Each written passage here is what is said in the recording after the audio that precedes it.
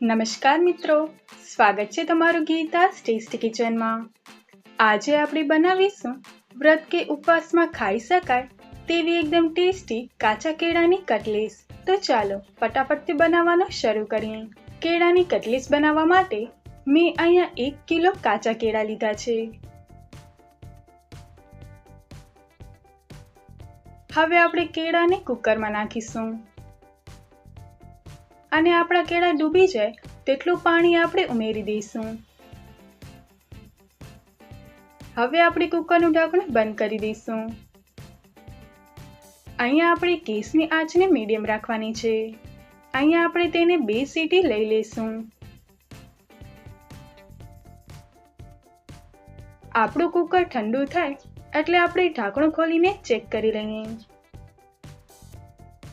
જો આપણા કેળા સરસ રીતે બફાઈ ગયા છે। હવે આપણે તેને એક ડીશમાં કાઢી લઈશું।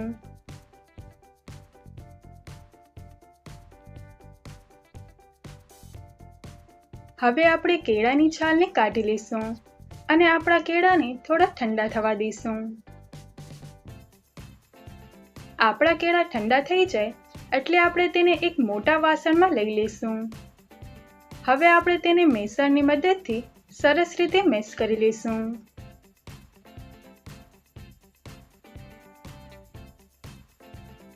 હવે આપણે એક મિક્સર જારમાં અડધી વાટકી કાચા સિંગદાણા લઈને તેને અધકચરા પીસી લઈશું। હવે આપણે આ પાવડરને કેળાના મિશ્રણમાં ઉમેરી દઈશું।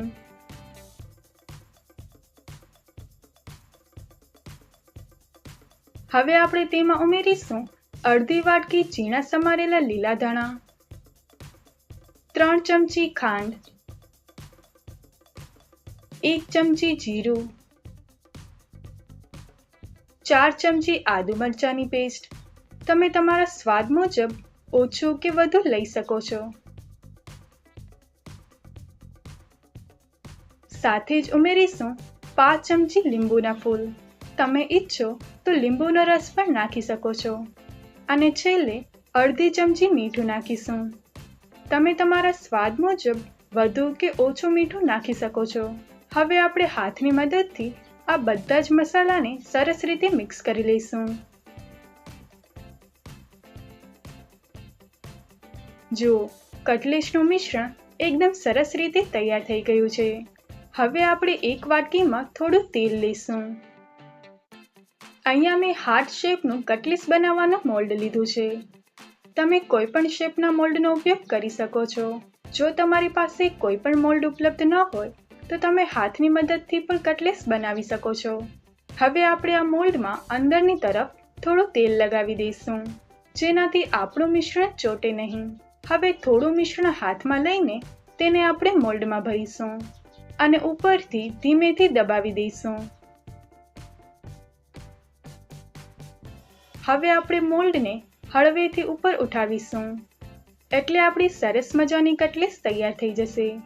આવી જ રીતે આપણે બધી જ કટલેસને તૈયાર કરી લઈશું। હવે આપણે તેને 15 થી 20 મિનિટ માટે સેટ થવા દઈશું। 20 મિનિટ થઈ ગઈ છે। હવે આપણે ગેસ ચાલુ કરીને કઢાઈમાં તેલને ગરમ કરવા માટે મૂકી દઈશું।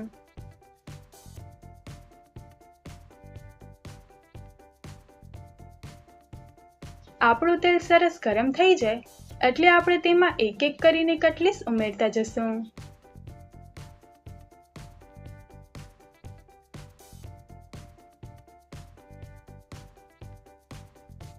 અહીંયા આપણે કટલેસને બંને બાજુથી પલટાવીને સરસ ગોલ્ડન બ્રાઉન કલરની થાય ત્યાં સુધી તળી લેવાની છે।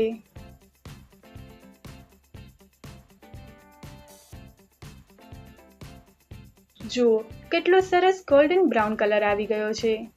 હવે આપણે કટલેસને તેલમાંથી બહાર કાઢીને એક ડીશમાં લઈ લઈશું। આવી જ રીતે આપણે બધી જ કટલેસને તળી લઈશું। તો તૈયાર છે આપણી ગરમા ગરમ કાચા કેળાની કટલેસ। હવે આપણે બનાવીશું કટલેસ સાથે ખવાતી ખજૂર આંબલીની ખટ્ટી મીઠી ચટણી। જેના માટે મેં અહીંયા 250 ગ્રામ ખજૂર, અડધી વાટકી એટલે કે અંદાજે 50 ગ્રામ આંબલી અને 50 ગ્રામ ગોળ લીધો છે। હવે આપણે કુકરમાં ખજૂર, ગોળ અને આંબલીને ઉમેરી દઈશું. સાથે જ આપણે તેમાં 2 કપ પાણી નાખીને કુકરનું ઢાંકણું બંધ કરી દઈશું. હવે આપણે 3 સીટી લઈ લઈશું. આપણું કુકર ઠંડુ થાય એટલે આપણે ચેક કરી લઈએ. જુઓ, આપણા ખજૂર અને આંબલી એકદમ સરસ રીતે બફાઈ ગયા છે.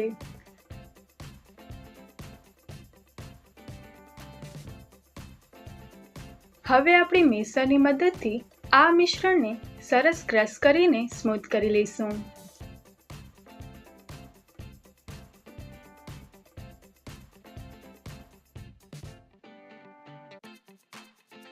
હવે તેમાં ફરીથી 2 કપ જેટલું પાણી ઉમેરીશું અને તેને બરાબર મિક્સ કરી લઈશું. અહીંયા તમે તમારી પસંદગી મુજબ પાતળી કે જાડી ચટણી રાખી શકો છો.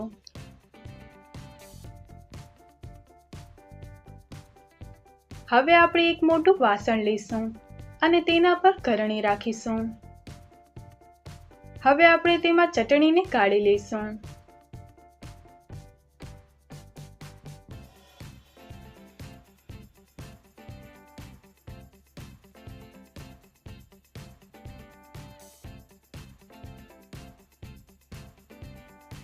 અહીંયા આપણે જરૂર જણાય તો આપણે આ રીતે હાથેથી મસળીને તેને કાઢી લઈશું, જેનાથી ખજૂર અને આંબલીના ઠળિયા કે કચરો ગરણીમાં જ રહી જાય અને આપણે એકદમ સ્મૂથ ચટણી મળે. હવે આપણે આ ચટણીમાં 1 ચમચી કશ્મીરી લાલ મરચું પાવડર અને અડધી ચમચી મીઠું નાખીશું. હવે આપણે તેને સરસ રીતે મિક્સ કરી લઈશું.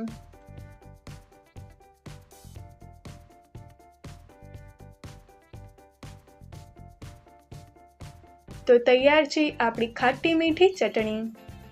હવે આપણે તેને એક બાઉલમાં કાઢી લઈશું.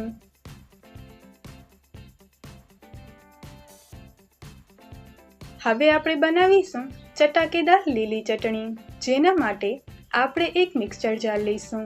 હવે આપણે તેમાં અડધી વાટકી પુદીનાના પાન, 1 વાટકી લીલા ધાણા,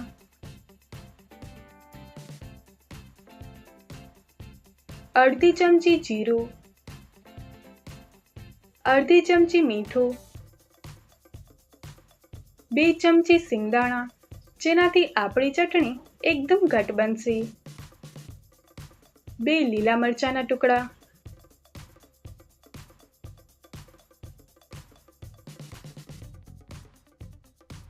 1 નાનો આદુનો ટુકડો,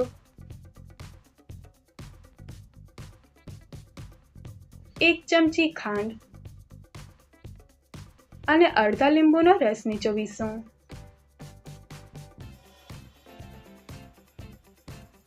છેલ્લે આપણે અડધી વાટકી પાણી ઉમેરીને ઢાંકણું બંધ કરી દઈશું અને એકદમ સરસ રીતે પીસી લઈશું.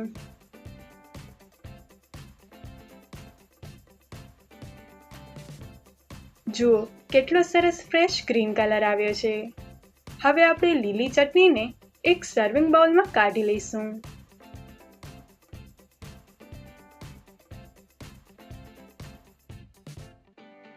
તો તૈયાર છે આપણી સુપર ટેસ્ટી કાચા કેળાની કટલેસ, જેને તમે આ લીલી ચટણી, ખજૂર આંબલીની ચટણી કે પછી ઠંડા દહીં સાથે એન્જોય કરી શકો છો. આ રેસીપીને તમે કોઈ પણ વ્રત કે ઉપવાસમાં પણ ખાઈ શકો છો. તો તમે આ રેસીપીને ઘરે ચોક્કસથી ટ્રાય કરજો અને મને કોમેન્ટમાં જણાવજો કે તમારી કટલેસ કેવી બની. જો તમને આજનો વિડીયો ગમ્યો હોય તો વિડીયોને લાઈક કરજો, તમારા મિત્રો સાથે શેર કરજો અને આવી જ નવી રેસીપી માટે ગીતાસ ટેસ્ટી કિચનને સબસ્ક્રાઇબ કરવાનું ભૂલશો નહીં. ફરી મળીશું એક નવી રેસીપી સાથે. Thanks for watching.